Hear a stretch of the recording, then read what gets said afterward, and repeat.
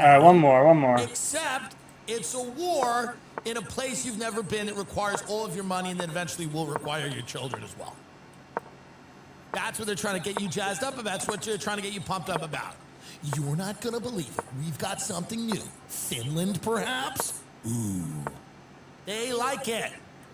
They pitch wars like the way they pitch ideas in a writer's room. And they're like, well, kind of like this Ukraine. If Russia's going to go in, we feel like they'll go in, they'll definitely go in. Yeah, we'll just say we're putting it in NATO, and, you know, we'll go over there, send the vice president over there. Yeah, I mean, Russia's, that's their red line. They're not gonna permit that, so they'll go in there. Yeah, it's great.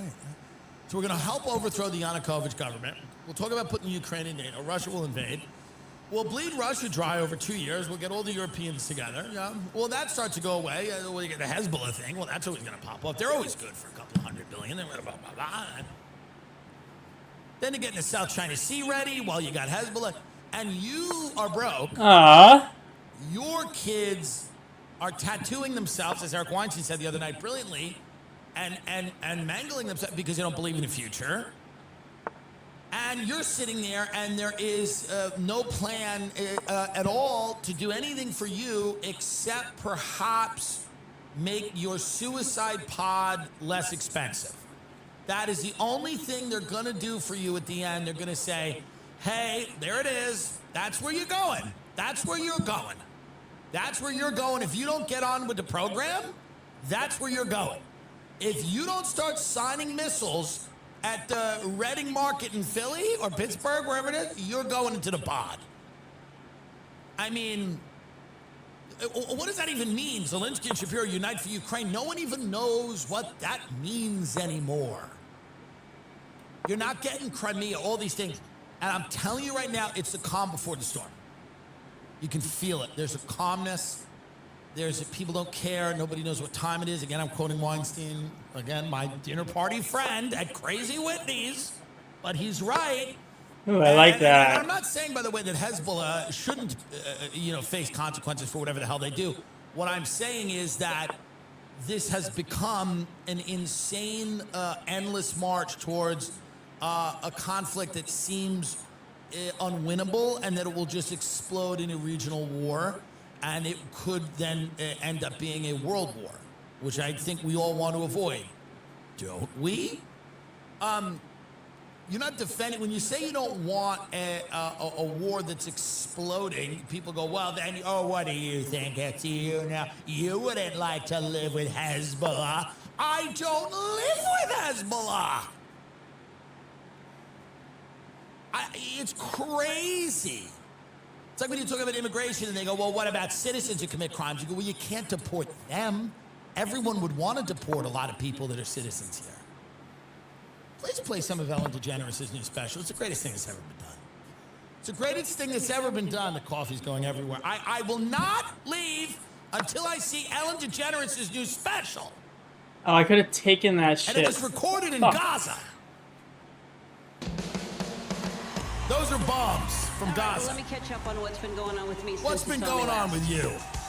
I decided to take up gardening. I got chickens. Let me see what else I can tell you about that's been going on. Oh, yeah, I got kicked out of show business. Yeah. Yeah, the Be Kind girl wasn't kind. That was the headline. Here's the problem. I'm a comedian who got a talk show, and I ended the show every day by saying, be kind to one another. Had I ended my show by saying, go fuck yourselves. Ellen, by the way, and here's what you got to respect about Ellen, and I do, actually, is that Ellen is, not only from hell, she's of hell. And that is different. That is different. You can be from hell, and yet you have not let it seep into you, and you have not let it become you. Ellen is of hell. I know people that know her. And I'm not talking out of school. I respect things she's done in her career, but Ellen is of hell. She's the fire and brimstone. It has become her. And what I like about this is she's coming back. Look at the people in the audience, by the way. It's all... What am I doing? To be honest, because that blonde woman... How the fuck am I so stupid? Like an Ellen demon. Like Ellen became just different demons, and that's one of are any of these people real? Or because Ellen is a demon, and let me tell you what demons can do. I think Ellen has projected many versions of herself into the crowd to laugh at her special. Is that not true? Yes or yes? So that woman here is just a demonic projection. One of the things that lives inside Ellen, when her agent called her and said, so we're going to put tickets on sale for this? And Ellen goes, no, don't worry about it. I can project many of my demonic entities into the audience. We'll be full. We'll be full. 10 tapings, doesn't matter. Let's finish this trailer. Pleasantly surprised to find out I'm kind.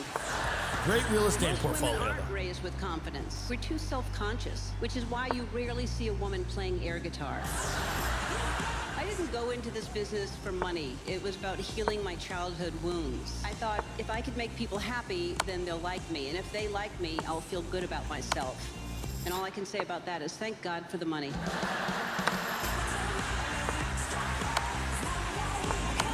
Oh my God, what am I doing? Satan.